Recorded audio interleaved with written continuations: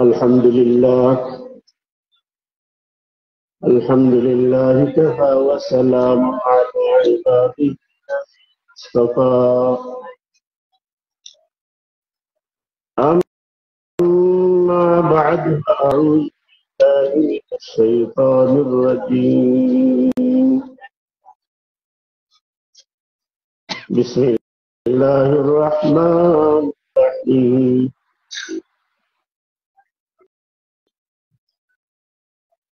أفلا يتدبرون القرآن أم على قلوب أقفالها. صدق الله العظيم.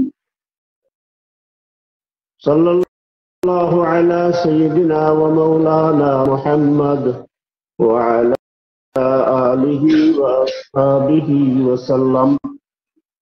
صلى الله على سيدنا ومولانا محمد وعلى آله وأصحابه وسلم. نهاية قابل احترام जनाब सद महतरम उपस्थित मुआज्जज उलामा हजरत सम्मानित दर्शक श्रोता मंडली,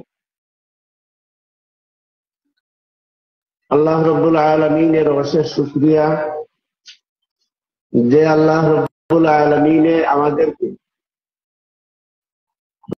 প্রায় এক যুগেরও বেশি সময় পরে আঞ্জুমানে খিদমতে কুরআনের ব্যানারে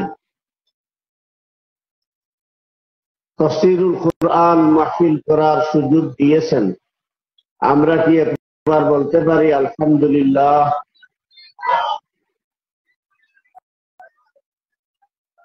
আল্লাহ রাব্বুল আলামিন কোরআনে হাকিমে বলেছেন, ইন্না বাতশা রাব্বিকা লাশাদীদ। এটা কোরআনের আয়াত কি না? আওয়াজ আসে না? এটা কোরআনের আয়াত কি না? আল্লাহ বলতেছেন আমি ছাড় দেব কিন্তু ছেড়ে দেব না। আমি ছাড় দেব, ছেড়ে দেব না।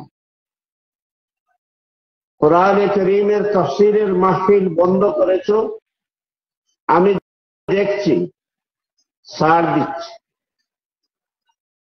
যারা কোরআনের দাওয়াত দেন তাদেরকে বন্দী করে রেখেছে অন্যায়ভাবে, আমি দেখছি, আমি ছাড় দিচ্ছি, কিন্তু ছেড়ে দেব না। 1975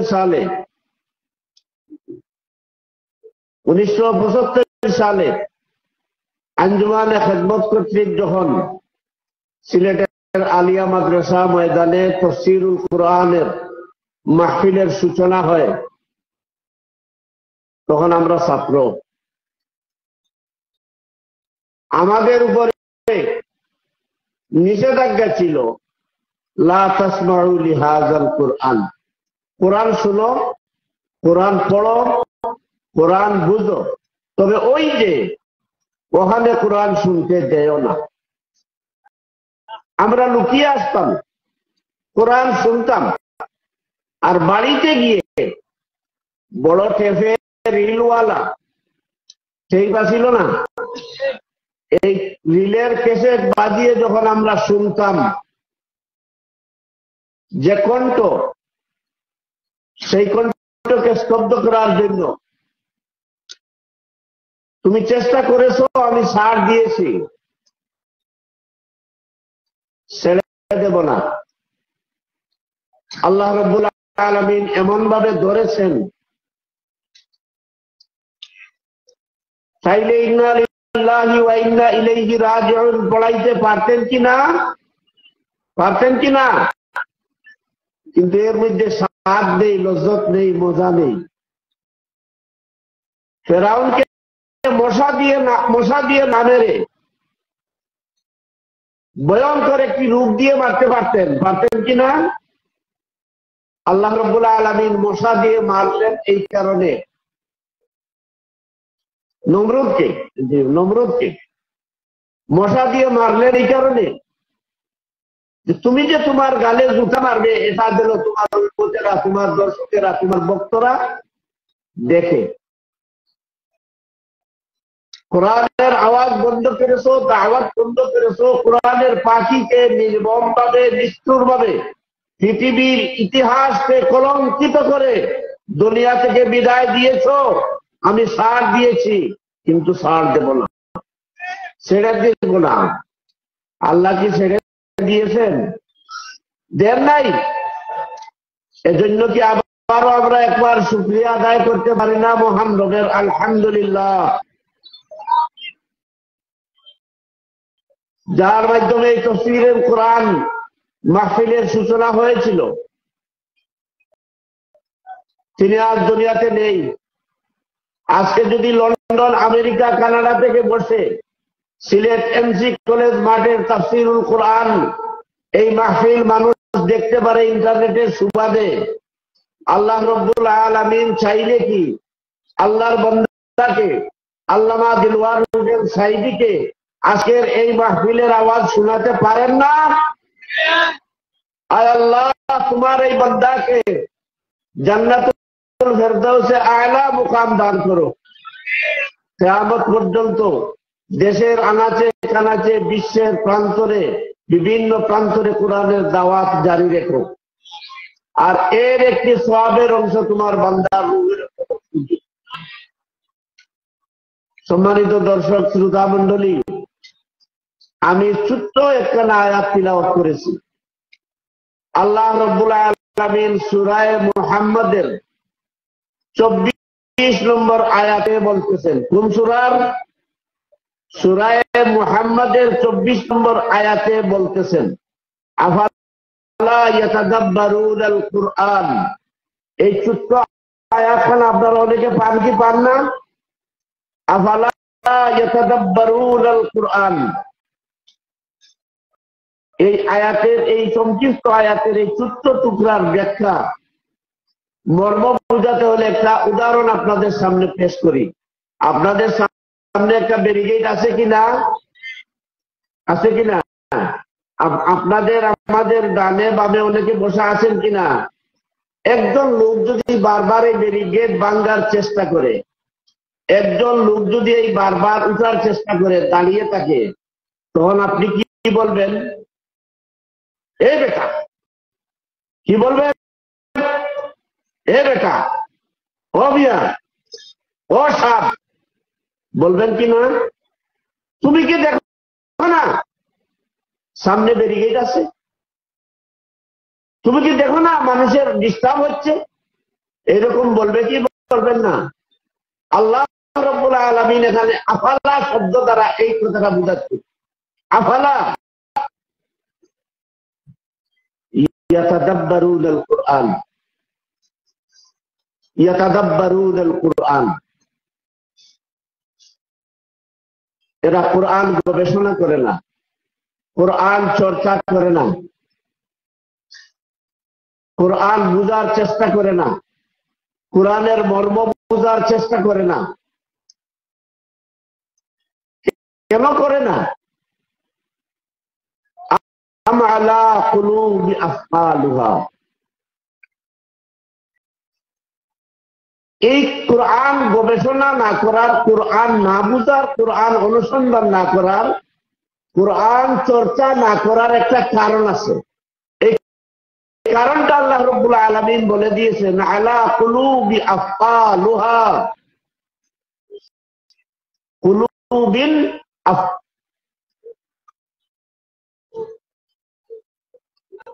কুলুবিন বিহীন নয়, কুলুবিন আফআলুহা। আল্লাহ রাব্বুল আলামিন বলতেছেন এর কারণটা হচ্ছে এই, তাদের অন্তরের মধ্যে একটি মোহর লাগিয়ে দিয়েছে। কি লাগিয়ে দিয়েছেন? সীসা গালা মোহর লাগিয়ে দিয়েছেন। আফআল শব্দ দিয়ে এখানে প্রতীকী, বন্ধ করা, সিলগালা করা, তালাবদ্ধ করা, রুদ্ধ করা। আল্লাহ রাব্বুল আলামিন বলতেছেন যে তারা যে কোরআন নিয়ে গবেষণা করে না, কোরআন চর্চা করে না, কোরআন বুঝার চেষ্টা করে না, এর একটি কারণ হলো তাদের অন্তরকে আমি আল্লাহ রাব্বুল আলামিন করেছি, বন্ধ করে দিয়েছি। এই আয়াত নাজিলের প্রেক্ষাপট সম্পর্কে অনেক বিশদ বিবরণ আছে। এর মধ্যে সংক্ষিপ্ত কিছু কয়েকটি কথা। রাসূলুল্লাহ সাল্লাল্লাহু আলাইহি সাল্লামের নবুয়ত প্রাপ্তির পর যখন মক্কাতে দ্বীনের দাওয়াত দিয়েছিলেন, তখন আল্লাহ রসুলের সামনে আল্লাহ রসুলের সহচর্য হিসাবে ছিলেন নগণ্য সংখ্যক সাহাবায়ে কেরাম, খুব বেশি ছিলেন না। আর বাকি ছিলেন কুফার আরব, মক্কার কাফির মুশরিক, বড় বড় নেতা, বড় বড় লিডার। আল্লাহ রসুল সাল্লাল্লাহু আলাইহি সাল্লামের কাছে যখন কোরআনের কোন আয়াত, কোন বিধান নাজিল হতো, তখন এই কাফির মুশরিক যারা, তারা ভাবতো, তারা বলতো যে না জানি মুহাম্মদের উপরে কোন আয়াত নাজিল হয়, কোন বিধান নাজিল হয়, আর মুহাম্মদ আমাদেরকে নতুন ভাবে কোন আইন শিখিয়ে দেন। আর আল্লাহ রসুলের সাহাবী যারা, মুসলমান যারা, তারা বসে বসে অপেক্ষা করতেন আল্লাহ রসুলের মজলিসে, যে এই মুহূর্তে যদি আল্লাহর পক্ষ থেকে আল্লাহ রসুলের কাছে কোরআনের কোন আয়াত নাজিল হতো, এই মুহূর্তে যদি নতুন কোন বিধান নাজিল হতো, তাহলে আমাদের ঈমান তাজা হতো। কি হতো? ঈমান তাজা হতো, আমাদের ঈমানের চেতনা বাড়তো। আর কাফির মুশরিক যারা, তারা বলছে যে এই মুহূর্তে কোন আয়াত নাজিল হবে, কোন বিধান নাজিল হবে, আর মুহাম্মদ আমাদের উপরে কোন মুসিবত নাজিল করবে। আল্লাহ রসুল সাল্লাল্লাহু আলাইহি ওয়াসাল্লাম যখন মদিনায় হিজরত করে গেলেন, তখন আল্লাহ রসুলের সামনে ছিলেন তিন প্রকারের মানুষ। কয় প্রকারের মানুষ? তিন প্রকারের মানুষ। এক প্রকারের মানুষ সুজা সাপ্তা ইহুদি, আর মুসলমানদের মধ্যে দুই দল ছিলেন। এক দল ছিলেন নামে মুসলমান, এরা প্রকৃত অর্থে মুনাফিক। আর আরেক দল ছিলেন আল্লাহ রাসূল সাল্লাল্লাহু আলাইহি ওয়াসাল্লামের সাহাবী, জানবাজ, আন্তরিক মুমিন। যারা ইহুদি, মদিনার ইহুদি, তারা ভাবত রসুলের কাছে কোন বিধান নাজিল হবে, কোন আয়াত নাজিল হবে, কোরআন নাজিল হবে, আর আমাদের উপরে কোন আইন চাপিয়ে দেবে, আমাদেরকে বিচারপাটি ছাড়া করবে, আমাদেরকে নেতৃত্ব শূন্য করবে, আমাদেরকে ক্ষমতা হারা করবে। আর রাসূল সাল্লাল্লাহু আলাইহি ওয়াসাল্লামের সামনে যারা বসা থাকতেন, তারা ছিলেন আল্লাহ রসুলের সাহাবী, যারা প্রকৃত মুমিন। তাদের অন্তরে সব সময় এই যাতনা, তাদের অন্তরে সব সময় এই কথাটাই উঠত যে আল্লাহ রসুল সাল্লাল্লাহু আলাইহি ওয়াসাল্লামের কাছে যদি কোনো আয়াত নাজিল হয়, কোনো বিধান নাজিল হয়, তাহলে আমাদের ঈমান তাজা হবে, আমার ঈমানের মধ্যে চেতনা বাড়বে, আমার ঈমানের স্পিড বাড়বে। কারণ সাহাবায়ে কেরাম রিদওয়ানুল্লাহি তাআলা আলাইহিম আজমাইন এটা বিশ্বাস করে নিয়েছিলেন, জিহাদের মধ্যে শুধু প্রাণ যায় না, জিহাদের মধ্যে বেঁচে থাকা যায়। জিহাদের মধ্যে বেঁচে থাকা যায়, দুনিয়াতে সম্মান অর্জন করা যায়, আখিরাতের জীবনেও সম্মান অর্জন করা যায়। তাই তারা ভাবতেন আল্লাহ রাব্বুল আলামিন যদি এই মুহূর্তে কোনো আয়াত নাজিল করে আমাদের উপরে নতুন কোনো বিধান দেন, তাহলে আমাদের ঈমানি চেতনা বাড়বে। আর যারা আল্লাহ রসুলের সামনে বসত, কিন্তু তাদের ঈমান পরিপূর্ণ ছিল না, প্রকৃত অর্থে এরা মুনাফিক, কিন্তু আল্লাহ রসুলের খেদমতে বসত, তারা বলতো আমরা পরিপূর্ণ ঈমান গ্রহণ করেছি, আমান্না বিল্লাহি ওয়া বিল ইয়াউমিল আখির, আমরা আল্লাহর উপর ঈমান এনেছি, আখিরাতের উপরে ঈমান এনেছি, কিন্তু আল্লাহ রাব্বুল আলামিন জানিয়ে দিলেন ওয়া মা হুম বিমুমিনিন, এরা কি নয়? মুমিন নয়, এরা ছিল মুনাফিক। তাদের অন্তরের ভাবনা ছিল এটা যে যদি এই মুহূর্তে জিহাদের আয়াত নাজিল হয় তাহলে আমাদেরকে জিহাদে যেতে হবে, আমাদের প্রাণ সংহারের আশঙ্কা আছে, আমাদের আনন্দময় জীবন, বিলাসী জীবন নষ্ট হয়ে যাবে। তাই আল্লাহ রাব্বুল আলামিন এইসব প্রেক্ষাপটে আল্লাহ রাসূল সাল্লাল্লাহু আলাইহি সাল্লাম জানিয়ে দিলেন, যাদের অন্তরের মধ্যে এই ভয় আছে যে জিহাদে গেলে তাদের জীবন সংহার, প্রাণ সংহারের আশঙ্কা আছে, জানমালের ক্ষতির আশঙ্কা আছে, এরা আসলে মুমিন নয়, এরা মুনাফিক, এরা কোরআন বুঝে না, এরা জীবনে কোনদিন কোরআন বুঝার চেষ্টাও করেনি। এরা আপনার সামনে বসে নিজেদেরকে মুমিন মুসলমান পরিচয় দেয়, কিন্তু যখন তাদেরকে বলা হয় শরীয়ত মেনে চলো, শরীয়তের আইন মেনে চলো, ইসলাম মেনে চলো, ইসলামের আইন মেনে চলো, তখন তারা বলে শরঈ আইন আমরা মানি না। কি বলে? আমরা শরঈ আইন মানি না। যদি বলা হয় ইয়া আইয়ুহাল্লাযীনা আমানু দুখুলু ফিস-সিলমি কাফা, ইসলামের মধ্যে পরিপূর্ণভাবে দাখিল হয়ে যাও, যখন বলা হয় ইসলামের মধ্যে পরিপূর্ণভাবে দাখিল হয়ে যাও, তখন তারা বলে কোরআন এক কথা, রাজনীতি আরেক কথা। কি বলে তারা? কোরআন এক কথা, রাজনীতি আরেক কথা। কোরআনের মজলিসে বসে রাজনীতির কথা বলা যাবে না। সম্মানিত হাজিরিন, এই 75 ইংরেজি থেকে নিয়ে এই আঞ্জুমানে খিদমতে কোরআনের তাফসীরের মাহফিলে শুধু এই কথাটারই দাওয়াত দেওয়া হয়েছে যে হে দুনিয়ার মুসলমান, হে দুনিয়ার মানুষ সমাজ, হে মুসলমান ভাইয়েরা, আল্লাহ রাব্বুল আলামিন এই কোরআন নাযিল করেছেন লিতাহকুমা বাইনান নাস, তোমরা আইন করো, সংবিধান রচনা করো, সংসদে আইন পাস করো, আদালতে বিচার করো কোরআনের মাধ্যমে। কিসের মাধ্যমে? কোরআনের মাধ্যমে। কিন্তু ওরা চায় না, আমরা কোরআনের বিচার করব না, শরঈ আইনে বিচার করব না। এখন আপনাদের খেদমতে প্রশ্ন, এই যে কোরআনের দাওয়াত দিয়ে আসছে 1975 ইংরেজি থেকে, তারও আগে থেকে 1500 বছর থেকে কোরআনে করিম এটাই দাওয়াত দিয়ে, কোরআনে করিম এটাই দাওয়াত দিচ্ছে যে যারা মুমিন তোমরা কি করো? কোরআনের মাধ্যমে বিচার করো, শরঈ আইনে বিচার করো, পারিবারিক বিচার, সামাজিক বিচার, রাষ্ট্রীয় বিচার, সব বিচার আদালত, সমাজ আচার পরিচালনা করো কোরআনের আইনে। এটা কার কথা? আল্লাহ রাব্বুল আলামিন।